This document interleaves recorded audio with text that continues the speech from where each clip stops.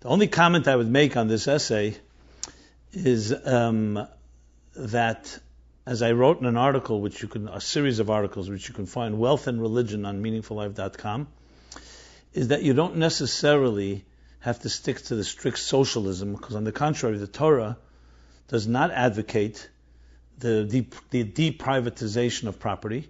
Besides the tribe of Levi, people did have private property and land.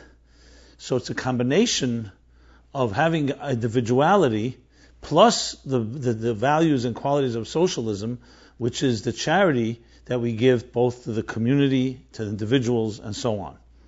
So that's where I would take issue with this point, because the Torah's view is ultimately the fusion of individuality plus the collective. So though, yes, we are all connected on the soul level and we're all one, but we also have individual roles to play. And it's tzedakah and charity that creates the balance that Marx was so concerned with, that he addresses in this essay. But the points are very well taken. They're provocative, as I said, and I definitely advise everyone to look at it, and please comment. Finally, the third essay is Deeply Simply Happy by Shalom Devber Sheingarten, age 24 years, Kollel, Brooklyn, New York.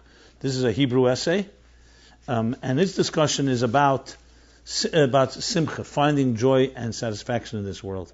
It talks about, of course, the big question is, how do you find simchas chaim? How do you find contentment in life? And there is the people that say that due to all the technology in the world, we never find contentment. Let's just get rid of technology. He says that's not practical, obviously. The other approach is, don't think about it. Don't think about yourself, and don't think about that. And that way you stay away from trouble, which is also not practical. Instead, he takes the Chassidus Chabad approach, is to really contemplating what defines who we really are, where we come from, who are you? And number two, what is true joy? And his focus is that the real you is not you, is the divine source that created you. And real joy is not about focusing on your needs, because no matter how much you get, you'll always want more, you'll never be fully satisfied. It's focusing on others, using the concept of Tanya, and I guess, and different places in the Chassidus.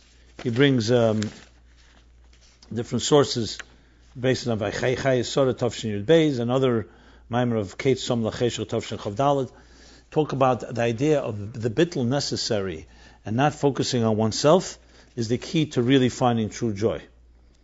And this is not thinking about it. It means thinking about realizing where our true reality is. Gives a bunch of beautiful stories and anecdotes which really capture the point. It's a very good essay in capturing Chassidus in this idea of how we are able to create true contentment and happiness. So with that, we conclude the three essays. And let me continue tonight again, Yud Beis Yud Gimel Tammuz. Everyone should have a very freiliche and a very geuladik Yud Beis Yud Gimel Tammuz. And a commitment, as I said in the beginning, that we commit with that passion, the Krisis Bris, we make a pact with the Rebbe, and there's no question, if we make it with full heart, that we're committed to do whatever it takes to bring Chassidus, to bring Torah, Yiddish mitzvahs, Yiddishkeit, Chassidus to the world, to everyone we meet. The Rebbe will definitely do his part in the pact, and will be zeicher to the Gula Mitzvah Vashlema, straight from this Gula to the Gula Mitzvah Vashlema, even before Shavasar B'Tammuz. Yehovchi Yom Meil L'Sasan L'Simcha L'Meidim Tevim. And should the Gula come, then I'll definitely do next week's episode. I'm sure they'll give me permission to do that. And Chaz v'Shalom, should it be held up, we will continue this as we do every Sunday. MyLife Chassidus Applied. This has been MyLife Chassidus Applied, episode 123. The next episode will be next Sunday, Shavasar B'Tammuz Nitche, 8 to 9 p.m. Everyone have a very blessed week, a Geulah Dika week, and a Brachas L'Mayla M'Kol Medidis V'Agbolas. Be well.